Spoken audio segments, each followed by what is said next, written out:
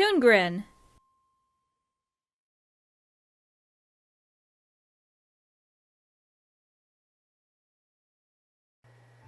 Okay, let's see now, what do we got here? G.I. Joe Retaliation. Well, I hear that first fucking movie didn't even feel like a fucking G.I. Joe movie. And that was Steve Summer directed that piece of shit, so... You know, who directed this shit? John M. Chu. Fuck it, let's look this guy up on IMDb and see what he's directed. Let's see, Mr. Chu, what have you done? No. No. In the name of baby Jesus who died on the cross, how? How the fuck do we get stuck with a director who did a Justin Bieber movie to do a G.I. Joe movie?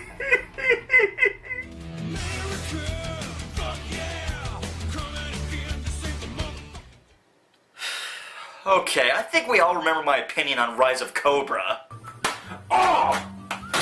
For one thing, that piece of shit used the name Cobra only twice in the entire movie, despite being the Rise of Cobra. And I don't even believe it was in response to the name of the terrorist organization. The King Cobra. Magnificent creature, nature's grim reaper and symbol of lethal purpose. The time has come for the Cobra to rise up and reveal himself. Rewatching Rise of Cobra and then watching Retaliation afterwards, I can tell that there is a major difference between these two movies. The first film feels like it wants to be a superhero movie instead of being a movie about the military, which is what the second movie does feel like. My research did show that Iron Man came out in 2008, and Rise of Cobra came out in 2009, so there are seemingly elements taken from Iron Man and inserted into G.I. Joe, as though in order for people to like G.I. Joe, to make it relevant, we had to make it into a superhero movie. Newsflash, people, G.I. Joe is one of the most popular franchises for toys on our fucking planet. Hell, I would argue that it's just as popular as Transformers or, fuck it, My Little Pony. I mean, for God's sakes, there is G.I. Joe Con, a convention dedicated solely to this franchise. That's a toy company and a cartoonist's wet dream in a nutshell. To be able to pull something like this out of their ass, to pull a franchise that can span generations. Hell, that's Cartoon Network's overall goal in life, apparently, is to make a cartoon series that can be a dedicated toy line for life, because every time a show fails at their company, they blame it on the lack of toy sales. Now look, I understand the need to appeal to a general audience, because you want to get the bang for your buck when producing. I get it. But if you really make it for the fan audience, the people that make your franchise this long-lasting and give it such longevity, and yet still make the film accessible to the general audience, you can make your money back and end up pleasing both factions, and in turn, possibly get people hooked onto this franchise in a capacity of other products, be it comic books, cartoons, video games. Really, all sorts of other crap could end up being produced from this if you hook the big fish instead of going for the little fish. But that's never gonna happen, because Hollywood's run by a bunch of mooks, so let's sit back, relax, and reflect on G.I. Joe Retaliation. The movie starts off with the G.I. Joes breaking into a North Korean base. I believe this is what we call topical. Well, at the time this movie was released, anyway. I'd also like to point out this movie is starting off with the Joes performing a covert military operation. And in Rise of Cobra, it started off in ye old France. In old France, where none of the actors seem to be French. Yeah. So back aboard the SS Good film, we see that the Joes are making it into the base. We also see that stupidity isn't entirely a foreign concept to this franchise, as the Joes stop to duck down and they stand under a spotlight. So either the North Korean military really sucks, or the Joes are so damn good they can hide in a spotlight and still go unnoticed. Personally, I'm rooting for the latter. So after that delightful teaser opening, we get a brief recap of the last film. Sort of. See, this movie acts as a soft reboot while using elements from the previously established film. Duke is the leader of the Joes, working alongside Roadblock, Lady J, Flint, and Snake Eyes. We can assume Scarlet, Breaker, Heavy Duty, and Ripcord are just dead. They're not mentioned in this film. This also establishes that Cobra Commander is in fact called Cobra Commander, and that he and Destro are captured and that they're being held in prison, much like they were at the end of the last movie, and somehow Storm Shadow and Zartan are still at large. Though the last film clearly showed that Cobra Commander and Destro were locked away in some kind of stupid future prison, and that was changed for this film. And that Storm Shadow looked like he clearly died. But let's face it, if you ignore every single other character in this franchise, you might piss off a few people, but I think overall no one will blink an eye. You get rid of the ninjas, no one's gonna give a shit about this movie. This movie also does a much better job of establishing characterization. Duke in this film, for one, is much more likable. In the last film, he was bland and uninteresting. Here, he's Roadblock's best friend, and you really get a sense of that with scenes like this. Are you spinning? You gotta cover 360. You're spinning. Huh? How could you be so good at combat? You stink at this. I think you need to relax. I believe I outranked you last time. Not in my house, you know. Now I think it's time we all discuss the elephant in the room. That joke was terrible, and I apologize. But anyways, the important thing to discuss here is that this movie actually was delayed from its original intended release. Now on this debate, I've heard two reasons. One is, Tatum complained for more screen time, so they withheld production of the film to give him more screen time. The other one was the studio wanted to bank on Tatum's success from other films, and he proved to be more popular in the screen testing of Retaliation, so they figured that they would bank on his popularity and would give the movie more recognition if he was in it longer. They also wanted to hold up production to add more 3D effects to the film. Now, which one of these is true, I don't know.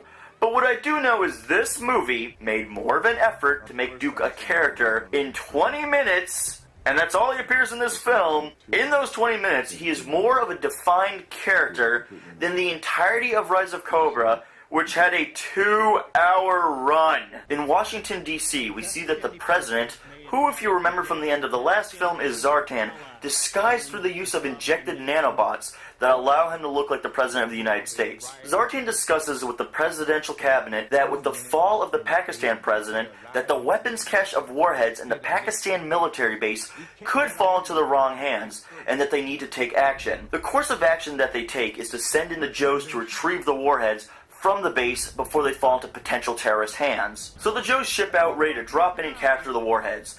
And so far, this is already a vast improvement from Rise of Cobra, as we have now had 2 missions where the Joes are performing some form of military tactic. We even get a great pep talk from Roadblock before the Joes are ready to launch down. In the immortal words of Jay-Z, whatever deity may guide my life, dear Lord, don't let me die tonight. But if I shall before I wake, I'd accept my fate. Hell yeah! Hell yeah! I really admire this scene because some people forget, but Joes aren't just Americans. They're a very diverse set of people coming from various cultures and backgrounds. They come from every walk of life, be it American, Japanese, French.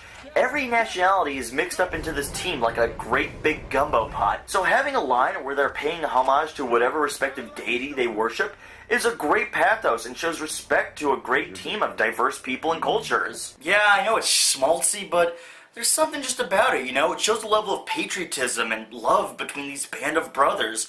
It shows, you know, not jingoism, but love for our country and what we do. It's nice. It shows a good level of respect towards our men and women who, you know, serve. It doesn't show us as just a bunch of half-cocked, angry, deranged Americans. It's nice. Still, though, I want to watch the Joes blow some shit up, so watch us saw some gunfight. Got to get tough, yo, Joe. Got to get tough, yo, Joe. You know you got to stand tall when it comes down to the wire. You got to play rough when you cross that line of fire. You got to have guts to stand for your rights. You got to keep a grip enough to hold on tight. You got to do the fighting with all of your might. You got to keep the target straight ahead in your sights. Got to get tough, So the mission is a success, and the Joes report that they've collected the warheads to the president. Upon hearing of the success of the mission, Zartan goes to the real president that's being kept in a hidden bunker. This scene is more or less to establish that Zartan is the president, and to find out where Cobra Commander is being held, as only the real president would know where he's being kept. It also establishes that the Secret Service is all Cobra operatives, who are completely loyal to the commander. And as Zartan is left to get information from the president, we cut back to the Joes, who are resting at their military camp. As the Joes rest, Zartan orders a military strike, and this results into the death of virtually every Joe at this base. Security's early.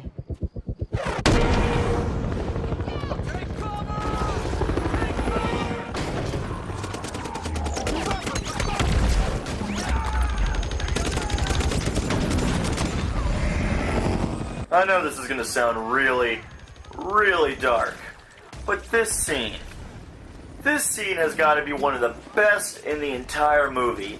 The whole thing is like a metaphor. It's as though that the memories of the old film is being washed away with fire, the natural cleanser, and from the ashes will rise the noble phoenix. That phoenix being this movie, G.I. Joe Retaliation.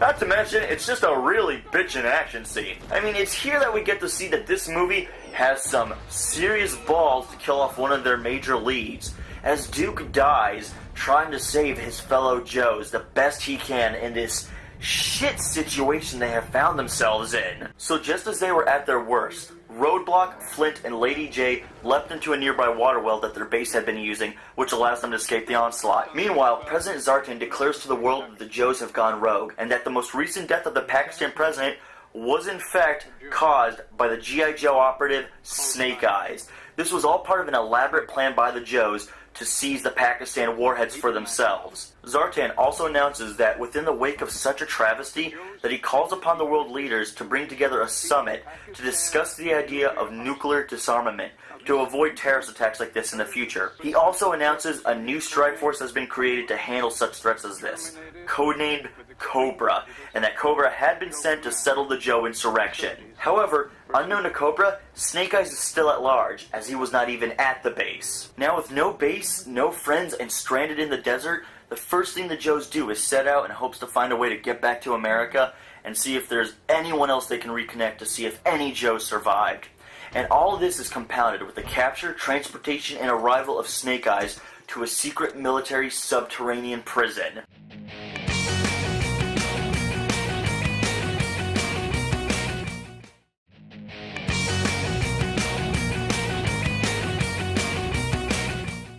So Snake Eyes is brought down within Isengard, and here is where we get to see Cobra Commander and Destro. And as he's being locked up, the Warden gives Snake Eyes a little pep talk.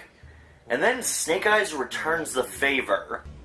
I want you to doubt that there was ever a word for escape. Welcome to hell. You have no idea. Snake Eyes speaks. It never occurred to me what you might sound like, but I've always thought about what you might look like. We'll have that mask.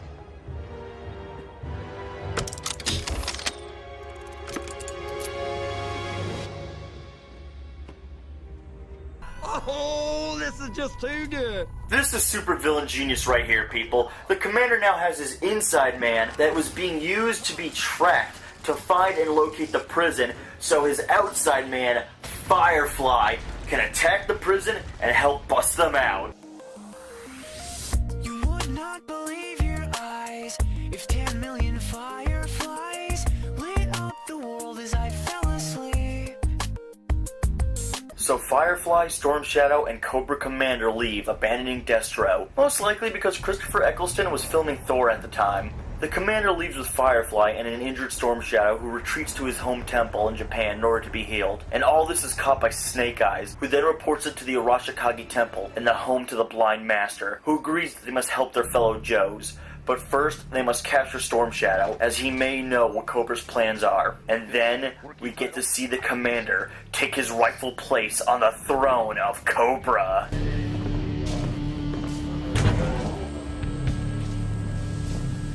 Ain't she a beauty? Soon the world will cower in the face of Zeus.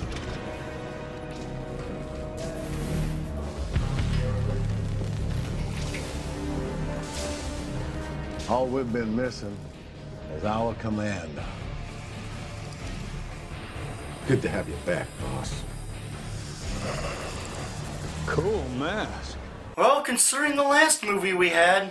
Now this is Cobra Commander. Is it a direct version translated from the TV show? No, but it's better. It's cold. It's merciless. This is an imposing design. It has a sort of Nazi Gestapo look to it and really has a sense of authority behind it. This is how you change a character between the mediums and improve upon it. You don't make a change between the designs just for the sake of making a change like it's done in the Transformer movies. Look, I like the Commander's blue uniform. It's nice. But there's something just imposing and elegant. You look at this costume and it lives up to the name of Commander because you look at it and it commands you to respect and fear it. And that's how it's done right. So Cobra's game plan. The Commander has been pulling the strings from prison the entire time. He sent Storm Shadow to kill the president of Pakistan, dressed as Snake Eyes, to pin the blame on Snake Eyes and the Joes. He then had Zartan send the Joes to Pakistan to collect the warheads, and after the Joes got the warheads, their base gets destroyed and a majority of them are killed. The warheads are then used for the Commander's doomsday device designated Project Zeus, a series of 7 satellites that are launched into orbit to hover around the Earth and used to attack the countries of the world on his command. So now he's basically holding the entire world hostage. Alright, so in Tokyo, Japan, the Blind Master informs Snake Eyes and his disciple Jinx. He explains to them that Storm Shadow has retreated to his base to heal, and that their first priority is to capture him to see if he knows any more of Cobra's plans, and to stand trial for the murder of their beloved Hardmaster. Meanwhile, the Joes make it back to America and take up refuge in an old gym in Roadblock's old neighborhood. While that's going on, Snake Eyes and Jinx are heading for Storm Shadow's temple, intercepting an encrypted message from Lady J, who sent out a message in an attempt to reach any Joes who could pick it up. She informs that if any Joes get this message, that her, Roadblock, and Flint are still alive. As the Joes settle into their base of operation, they prepare themselves for the up-and-coming battle against Cobra. The first order of business is to find out why the President ordered a strike against them, since he is the only man with the authority to do so. Lady J figured that there is something off, so she looks into the President's videos of his speech, and she finds some interesting information in her observations. Check this out. 2 press conferences. July 31st, September 1st. See his fingers clasped? Left thumb on top versus right thumb on top. Same person never does this differently. It feels wrong. What if the president isn't the president? Look, if the commander-in-chief is an imposter, and he's the one that ordered the attack, we have to assume that there's no one we can trust. This is actually really clever because it sort of contributes to a real-life scenario. I mean, our physical actions, along with our speech patterns, are in a way like fingerprints. We act uniquely, and we talk differently, and we each have our own tics and quirks. So picking up on that is actually very clever. Not to mention, it's nice that Lady J actually contributed something to the team besides being just a pretty face. And what happened to Cover Girl in Rise of Cobra? And also here... So with this information, the Joes go to the one man they can trust. The original Joe. The man who is the reason that they are called G.I. Joes. General Joseph Colton. I'll take 2 cases of Thin Mints and a box of Chuckalux. Lower your weapons. General Colton, if I may. Shut your mouth, Brenda. My name's not Brenda. How'd you get in? Sir, apologies. Sergeant Marvin had... I know who you are. Then you know why I'm here.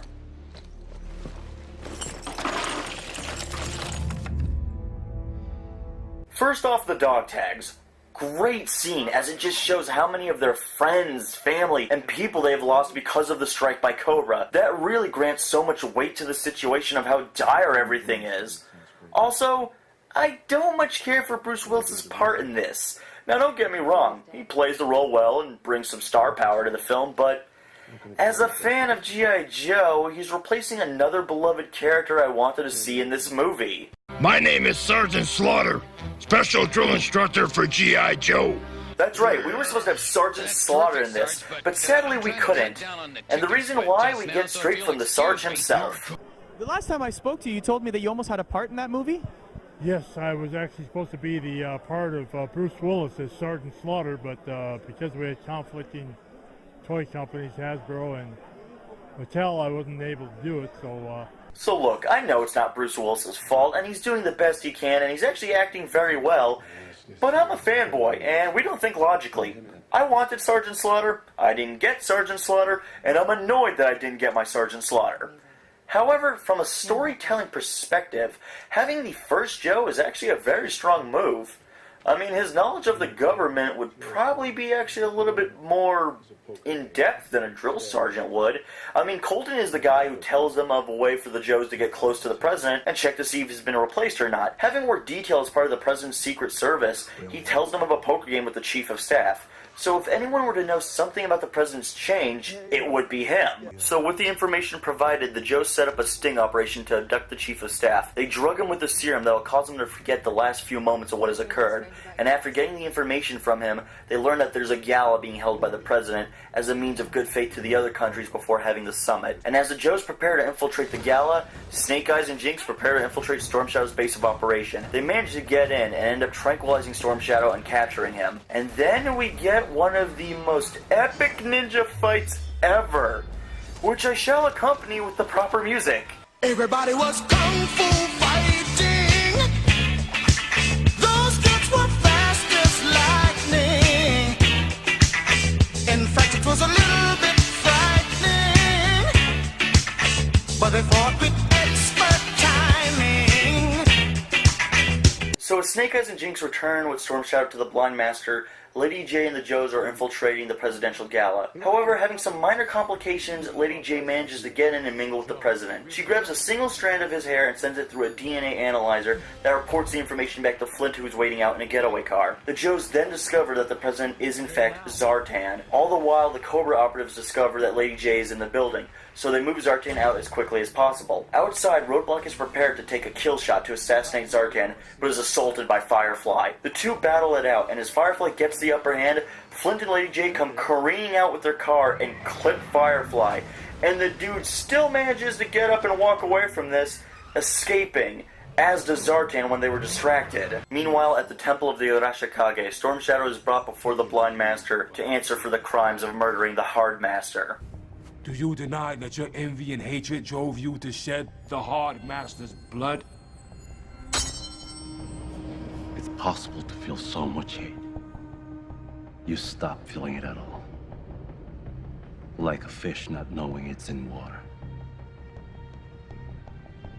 But my path was chosen for me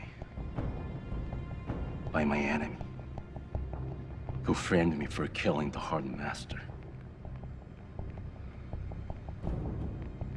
And my friends, who believed it. What a twist! Oh yeah, not only is it revealed that Storm Shadow was framed for a murder he did not commit, and that all of his friends were so quick to judge him on such a horrible accusation just because of his jealousy of Snake Eyes, but this was all an elaborate, genius plan by the man who said he would become Storm Shadow's new master. The man who betrayed me was capable of great ingenuity. Violence. But most of all, disguise. Zartan. So another part of the commander's ingenious plan was to corrupt and make a hardened killer out of an Arashikage to get Cobra their own personal ninja. Again, genius. So after learning the truth, the Blind Master allows for Snake Eyes, Jinx, and Storm Shadow to reunite with the Joes, and together they and General Colton prepare to attack Cobra. And all with a glorious weapon montage.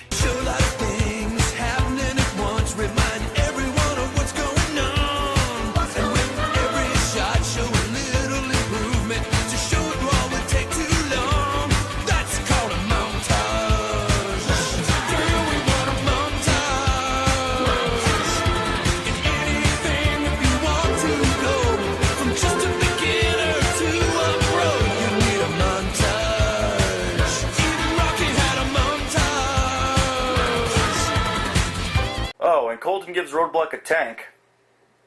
Fucking sweet. Now at the summit, Zartan engages the genius of the commander's plan. Now try to stay with me on this, because this plan is so fucking genius you may just shit yourself. This is the last chance for you guys to bail out, or prepare a wastebasket. You good? You got your basket? Alright, get this. First, Zartan launches all of America's nukes, explaining that they are aimed at all the major 7 power holders of the world. To avoid destruction, the corresponding powers launch their own nuclear weapons. And all this is going on while the Joes infiltrate the base, and while General Colton and Lady J go to save the president. Then, to compile more of the genius, Zartan detonates America's nukes before they make contact, to make it look like that America is the good guy, because they showed mercy when all these other countries were ready to just blow the hell out of everything and everyone. So to save their own asses, each respective country in turn detonates their own nukes. Now, all the major powers of the world are weaponless. But it gets better. The commander arrives and he shows off their weapon. Those nukes the Joes had stolen for Cobra, those are now a part of Project Zeus, the satellites that surround our planet. And then they just start dropping it like it's hot. Hell, man, we might as well call this Project Horseman, because here comes the motherfucking apocalypse, bitch! A rod touches down 8 times faster than a bullet, and with a force significantly greater than a nuclear warhead.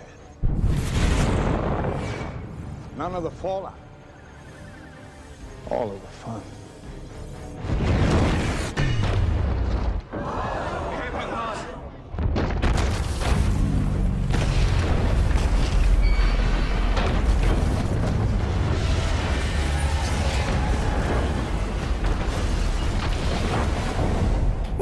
Yeah! Is this a fucking G.I. Joe movie or what, people? Now it's time for the wrap-up, because this last bit is just one big-ass, badass fight scene. Snake Eyes and Storm Shadow clean room together, side by side, which is awesome to see. Then Storm Shadow goes after and executes Zartan. General Colton and Lady J save the president, Roadblock disarms Project Zeus by using the Master Controller, and blows up Firefly with one of his own lightning bug bombs. And to top it all off, in real G.I. Joe fashion, Cobra Commander escapes custody.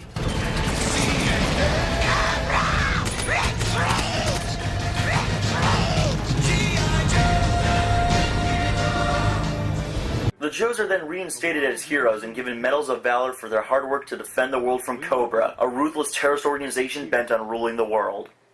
Then the response from movie critics come in, and they're generally negative. And to the critics out there who didn't like this movie, I can safely say, fuck you! This is G.I. Joe Retaliation, and it fucking earned my recommendation medal! This movie had everything the first one needed. Every member of the Joes feels integral and worth being on the team. From Roadblock's leadership, to Lady J's brilliance, to General Colton's knowledge, to Snake Eyes and Jinx's ninja skills, and to Flint's... Well, you know what? It was still nice to see another Joe, even if it wasn't my personal favorite, Bazooka. Seriously, John DiMaggio for Bazooka. Make it happen. Cobra, actually, for one, was just that. Cobra. The first movie, there's no denying that Cobra, either the organization or the commander, was not in it. And what was considered to be Cobra in that movie was a mere afterthought at best. That was Mars Industries, the movie. Pure and fucking simple. This movie, Retaliation, celebrates the true blight and level of terrorism that Cobra secretes. Storm Shadow's story of Heelface is great.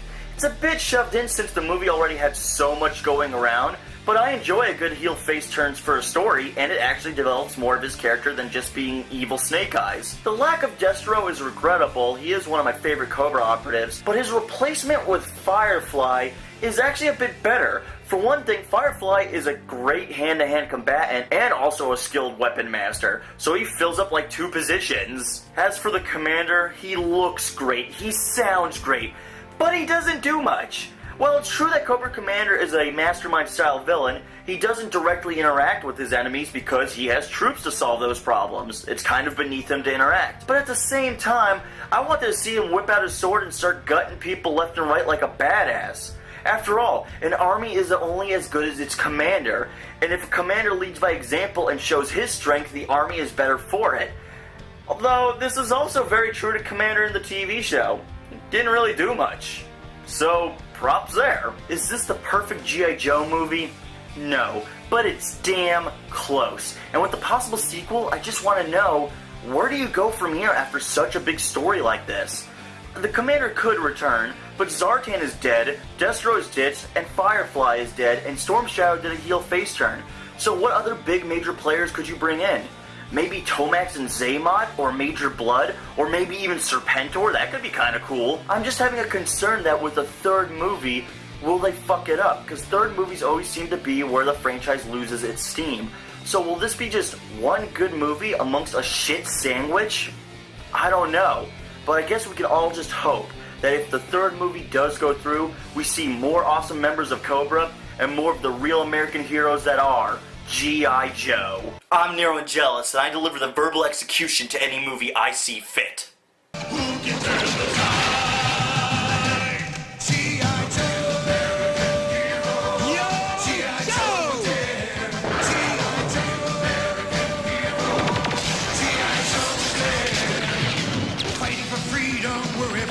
Trouble over land and sea and air. G.I. Joe is there. So in order for us to get a good G.I. Joe movie, we first needed to get a shitty G.I. Joe movie. Huh. Well, I guess now we know, and knowing is half the battle. G.I. Joe!